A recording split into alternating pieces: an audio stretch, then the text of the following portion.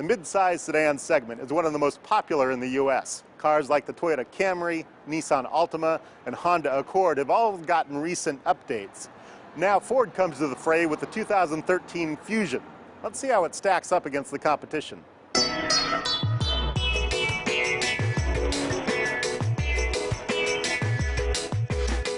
This titanium badge means that this Fusion is the top trim level.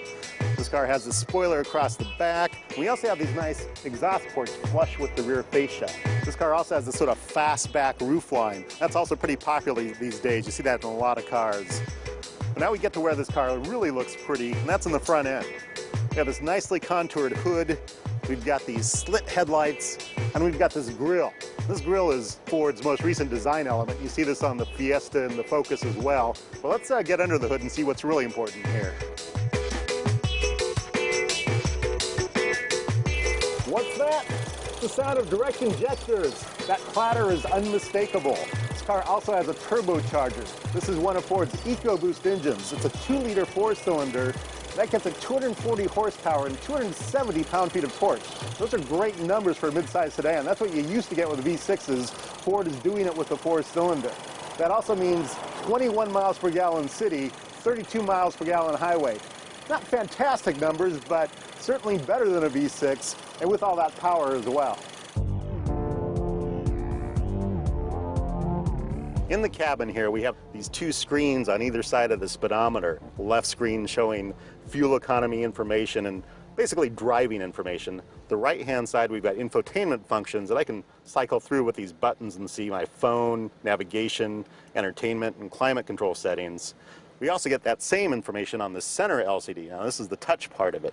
One thing I've noticed on this vehicle is that the navigation seems a little more reactive. It actually follows the location of the car better. I've had problems with that on the Focus and the C-Max, where the GPS antenna doesn't seem to be very strong, and so it takes a little while to get the location of the car down. Here I've had no problem with this system finding the location of the car.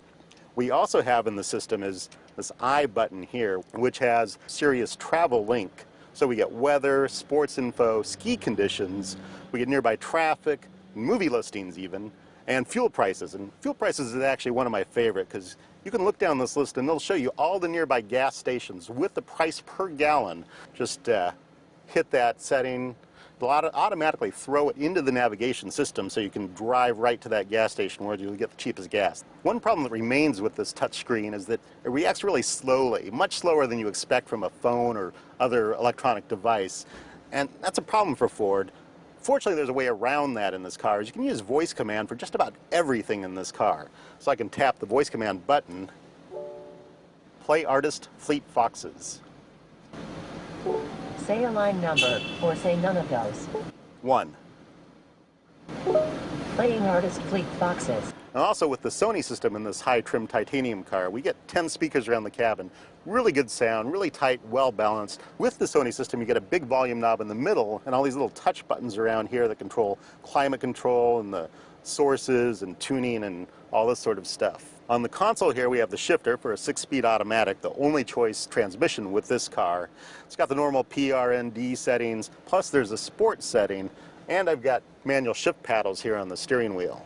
But what this car really has over all the other mid-size sedans out there are a lot of driver assistance features.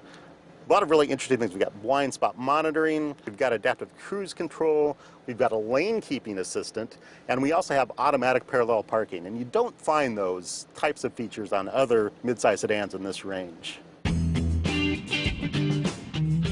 Now, trying out the driver assistance features, right now I'm in pretty slow traffic and I've got the adaptive cruise control set for 50 miles per hour, but I'm only going about 20 because the car in front of me is going about 20.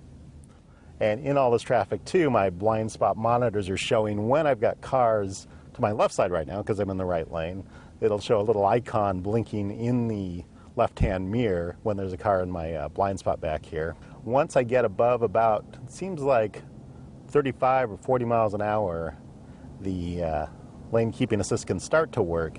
That's when I see the little lines turn green to show that the car is recognizing the lanes. So that means if I drift to the side a little bit, this car just actually steered me back into my lane because I let it drift off to the right. As far as the driving experience goes, In a mid-size sedan, I feel like the car should drive really easily. It should be the kind of car you can kind of jump in and just drive to the grocery store. And to a large extent, I think this Ford Fusion accomplishes that task. But I do find there's some turbo lag with this engine. When I kick down the accelerator, there's a little moment where it kind of thinks about it, then it gets going, and you kind of hear that slight hesitation before it really kicks in. It's not a lot, but it's something. Suspension is tuned a little rigid.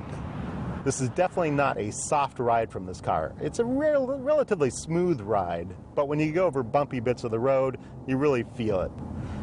Overall, I think the ride works pretty well. I like it.